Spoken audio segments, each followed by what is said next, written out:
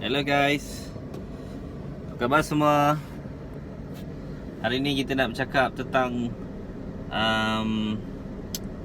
the law of averages. The law of averages.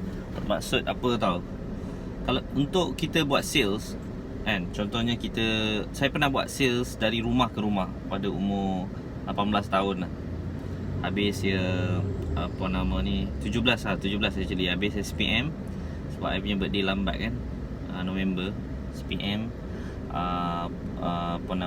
So jadi habis SPM tu terus pergi cari kerja lah. So first job I dapat tu dekat newspaper tu was company nama Takashimaya. Takashimaya ni dia buat apa tau? Dia buat security car system dari door. Dia buat security car system untuk pastikan sebelum kita start engine tu kita pakai touch card atau kita pakai touch card, lagi satu apa touch card dengan phone. Dengan phone authorization daripada phone. So it's a nama produk tu Horus tak silap.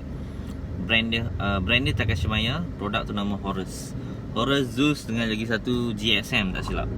So satu produk tu harga dia 1000 lebih kan. Customer boleh bayar bulan-bulan 100 lah selama 12 bulan. Dan that product is to make sure that kalau orang dapat kunci kereta pun dia tak boleh start engine. So bila orang dapat kunci kereta pun dia tak boleh start engine. So kalau pencuri nak curi kereta pun dia dapat dia nak cuba bypass ke, dia nak cuba start engine, tak boleh. So that is the security car system untuk kita pasang lah dengan customer. Tugas I adalah buat sales daripada door to door. Door to door. Macam mana sales door to door ni? Sales door to door ni yang menyebabkan saya menjadi seorang yang berani, matang. Menyebabkan saya menjadi seorang yang boleh percaya yang rezeki tu ada. Cuma kita kena sentiasa mencuba. Kalau orang Chinese kata apa, daripada 10 customer you jumpa, seorang mesti jadi. Daripada the law of average tu macam tu lah. Daripada 10 orang you jumpa, secara puratanya minimum 10% mesti ada orang yang mempunyai masalah yang kita nak selesaikan tu melalui produk kita tu. So yang paling penting guys, jangan berputus asa. Yang paling penting, jangan berputus asa. Keep on moving, keep on approaching. Kalau anda semua yang sedang buat sales tu, keep on smiling, keep on motivating, because each customer yang you approach, yang reject you tu akan memberi satu pengalaman baru untuk you dapat skill yang baru untuk you pergi ke hadapan. Maksudnya untuk you tackle the next situation. So fundamentalnya adalah to improve successful rate kan. Kalau dia tak beli hari ni, mungkin dia beli besok. Contohnya tiba-tiba dia dengar kawan baik dia hilang motor, kawan baik dia hilang kereta kan, kena curi kereta kan. So jadi benda tu semua berlaku contohnya kan. Atau tengah isi minyak, tiba-tiba orang masuk kereta, dia terus dia nampak kunci, dia nak start, dia nak terus jalan. Tapi kalau kad access tu ada dengan you kan, dia nak start pun tak boleh. So jadi itu security car system. Kita kena explain kat customer.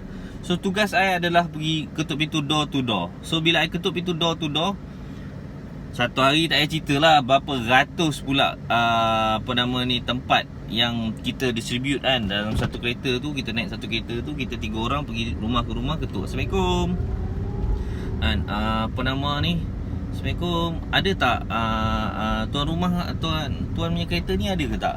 Tak ada lah. Okay, tak ada, next. Tak payah tunggu. Lepas tu Assalamualaikum, ni tuan punya kereta ada tak? Ada. Lepas tu kereta baru lah tu. Tu kan, there is 3 type of customer. Satu customer yang susah, stereotype. Satu customer yang mencari tapi dia sedang nak survey. Satu customer yang desperate, nak cepat. So dalam law of average ni, dalam 10 orang customer kan, mesti ada this 3 type. Persoalannya berapa dalam community tu, berapa banyak yang this 3 type. Contohnya you pergi dekat tempat orang-orang rumah flat, apartment atau PPR. You tahu kat tempat situ, kat bawah selalu kereta double parking, dan kadang-kadang kita tahulah ada kes-kes yang kecurian kereta kan, sebab kita kat bawah, rumah kat atas. So jadi parking pun tak ada, parking bersepah. Tiba-tiba tengok kereta missing. So benda macam tu normal berlaku. Pada zaman tu yang paling antara top kereta yang hilang adalah masa zaman tu kereta Wira tau. Kereta Wira Nombor first ranking dalam Malaysia, kereta yang paling banyak kecurian, yang hanya boleh start. Kita nak start tu tak payah pakai tool, masuk dekat bonnet depan tu, tarik ni ada satu kabel boleh terbuka dia punya ni, and then siap kita kena buat demo tau, macam mana orang mencuri kereta. Lepas tu dia tekan satu relay, relay elektrik yang ada satu part tu, tekan tu nanti dia automatically buka, automatically centralized punya lock tu terbuka, top. So lepas tu nanti kereta berbunyi. So apa yang kita diajar, kita masuk cepat-cepat, kita ada satu button warna merah dekat bawah ni. So kita tekan button tu, dengan sambil tu kita cuba start. Start tu saya tak boleh ajar lah kat dalam media ni kan, nanti kata ni kan. So bahaya lah benda tu kan. Benda tu macam kita tengok cerita MacGyver lah, senang cerita kan. Siapa yang pernah tengok cerita MacGyver tu, macam tu lah dia orang start kereta. Sebiji lah. Cuma ceritanya zaman tu dia punya plug tu memang senang lah, masuk dalam, pakai tangan tarik, cabut, start, jalan kan. Macam tu je, konsep dia sama. Cuma tempat tu tak boleh cerita lah, sebab setiap kereta berbeza kan. Jangan risau. Walaupun saya ajar benda ni, tapi masa tu kita kena tunjuk demo dekat customer. So kita akan cakap, okey bang, tak apa bang, abang duduk kat dalam rumah bang, saya keluar rumah, saya tengok ni kereta abang kan, saya minta izin bang, saya nak start kereta abang, kunci kereta abang kat dalam rumah kan, betul tak? Betul. Okey, saya start kereta abang. So I pergi start kereta dia, buka bonet kereta dia tu, dia dah terkejut dah. Uish, boleh buka pakai tangan, seluk tangan ni, terbuka. Lepas tu boleh buka dia punya tu dengan alarm tu kan, dengan kita tekan relay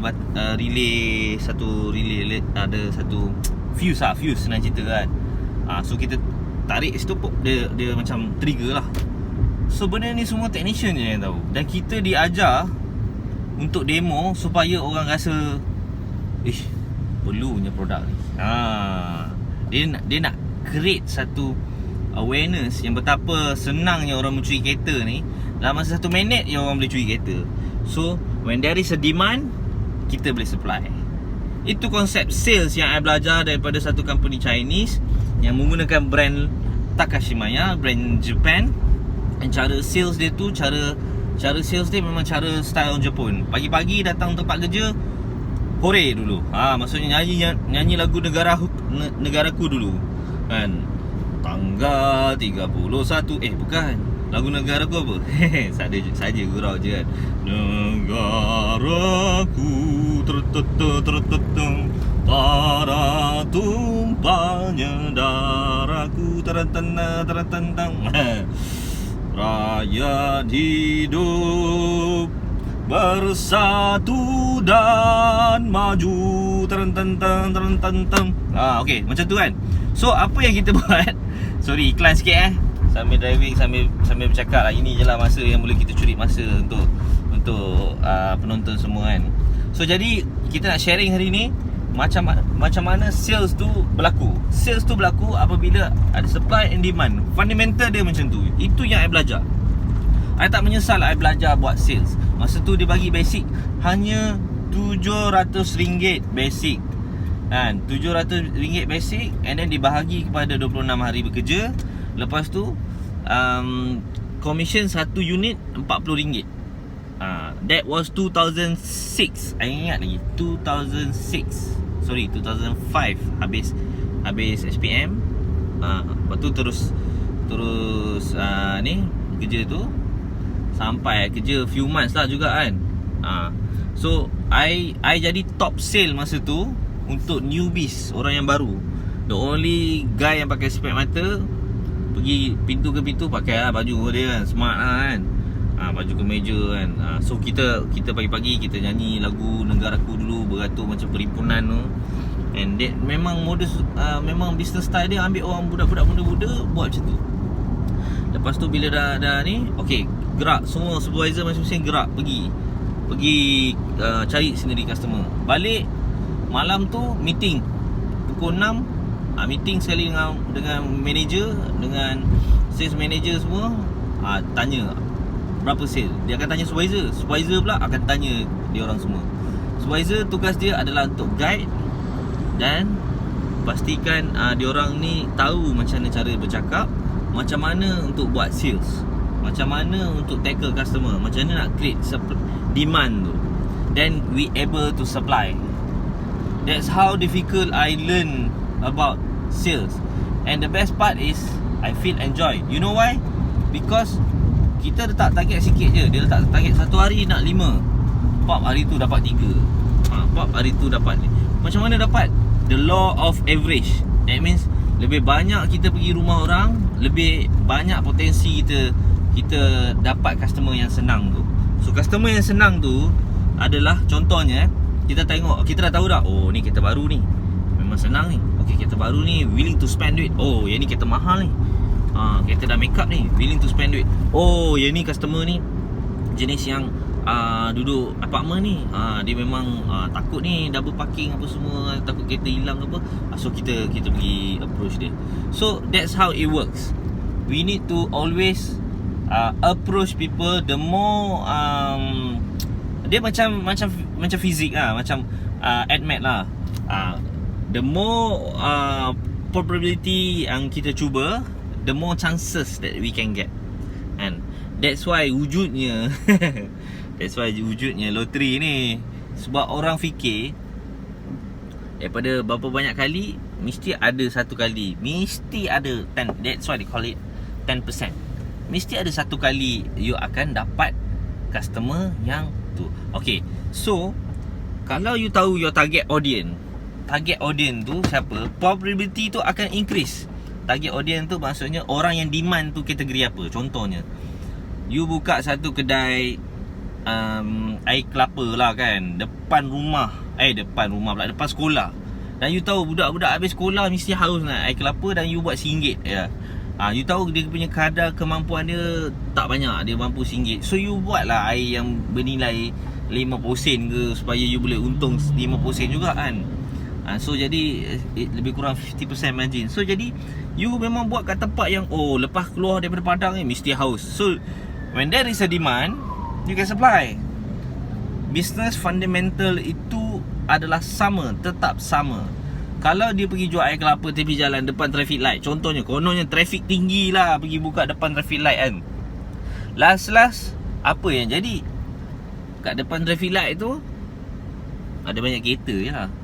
Memang betul kita boleh dapat customer, orang akan berhenti apa semua, tapi tempat tu tak sesuai. That's why when kita nak buat business ni, kita kena buat SWOT analysis. SWOT, Strength, Weakness, Opportunity and Threat. Kita kena tahu apa kita punya kelebihan. Kelebihan produk kita apa, kelebihan yang kita servis, yang produk yang kita boleh beri kepada customer apa, dan apakah opportunity customer boleh grab, macam benefit, add value. And contohnya apa lagi opportunity customer boleh rasa, oh kena ambil sekarang ni, kalau tak nanti next time susah nak jumpa. Dah, sebab dia orang pergi roadshow. Contohnya macam tu, dia orang tour satu Malaysia. Office kat mana? Dia tanya office kat mana? Office kat Bandar Tasik Selatan ni, kat Seremban ada ni. So dia ada cawangan-cawangan ni. So jadi orang confident. Lepas tu nak bayar bulan-bulan macam mana? Bayar bulan-bulan cuma 100 lebih saja bayar. Dekat masa zaman tu bank in, atau ada collector datang kat alamat ni. So you bayangkan that product zaman sekarang murah lah kan. Zaman dulu harga 1000 lebih. Maybe cost price, maybe I don't know, 50-60% cost price dia orang zaman tu, I don't know. Tapi approximate that Japan technology kan. So dia boleh pasang kat semua jenis kereta. So what happened is, memang dia tahu, owner of this company yang I kerja ni tahu Malaysia ni ada 2 biji kereta. Statistik surat khabar report keluar tu, kita tunjuk kat semua. Abang, kereta abang ni bahaya bang. Kereta abang ni dalam ranking kereta paling banyak hilang, kereta Wira abang ni memang yang paling orang suka curi. Sebab apa? Spare part dia senang jual, demand dia tinggi, dan orang boleh curi dalam masa 1 minit je bang. So saya boleh tunjuk satu demo. Macam mana? 1 minit je bang. Abang simpan kunci dalam rumah, abang duduk dalam rumah, jangan risau. Kita dari luar ni, kita tolong start enjin kita bang. Boleh tak? Kita tunjuk demo sikit, 1 minit je. Dia start demo. Kita start demo, enjin dah jalan, menggelabah, mengelubuh customer tu.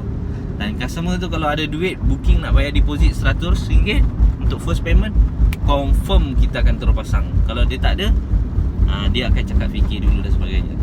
Kalau dia ada, kita pasang. So pasang dia sekejap saja, dalam 15 minit. Kalau terror lah. Kalau tak terror, setengah jam menggigil juga nak cari wayar dia. Dia kena masuk kat electrical wayar dia kat bawah tu kan. Banyak kerja sikit kan. Kena potong wayar, sambung ni, pasang semua. Kalau dah pandai selalu pasang, memang tak ada hal lah. Okay, siapa-siapa yang kerja-kerja technician yang pandai bercakap tu, ini dia orang ramai lah juga yang jadi buat sales ni. Macam kerja mekanik kan. So berbalik pada sales tadi, the law of probability atau the law of average. That means what? Dalam purata, kalau you pergi dekat target audience, dekat market customer yang betul, kan, market yang betul, maksudnya you tahu kat situ demand tinggi, memang you akan dapat buat sale. Memang you akan dapat customer yang meminta-minta nak pakai benda tu. Contohnya, you pergi dekat kawasan-kawasan apartment, macam kita tahu that product, kawasan-kawasan apartment ni dia orang takut kereta dia orang kat bawah ni takut hilang. That's why kita senang nak jual. Ada lagi satu cara lagi, kawasan macam rumah yang diorang terpaksa parking kat luar. Sebab parking ada satu je, kereta ada 3-4. You pergi kawasan perumahan tu, ini macam kawasan-kawasan orang gaya ni, banyak, minimum semua ada 2 kereta ni, minimum semua parking kat luar kan. Yang tu memang high potential. So that means you need to know your audience. Macam tadi, SWOT analysis, strength, weakness, opportunity, threat. Opportunity, customer dapat rasa lega, kereta dia selamat.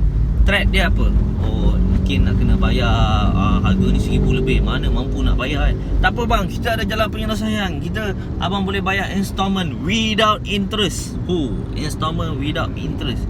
Tapi kalau hari ni abang beli cash, lepas tu dia ada push factor pula. Dia counter offer kan customer tu.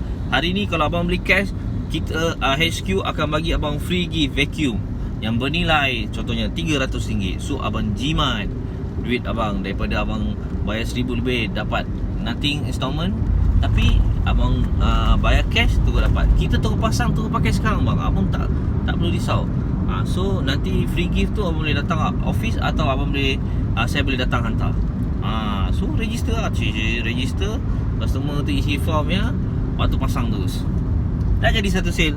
Memang zaman tu kita tak sangka. Ingatkan minta kerja company Jepun buat sales tu, ingatkan sales kat dalam kedai ke apa. Rupanya door to door. Kita pun lepas PM tak tahu apa-apa, bla bla bla bla je kan. So jadi kita pun willing to learn. So that is the best part. Okay, that is one thing yang I need to share with you. Macam mana kita nak buat sales dengan cara yang tepat. Zaman sekarang ni lebih mudah sebab kita dah ada FB ads, kita dah ada WhatsApp group, kita dah tahu kategori type of customer. Dia ni customer. Contohnya you jual kek, you nak apa nama ni, you nak jual kat siapa? Mesti lah jual kat orang yang suka makan kek. Siapa yang suka makan kek? Contohnya lelaki ke perempuan? Mesti lah perempuan.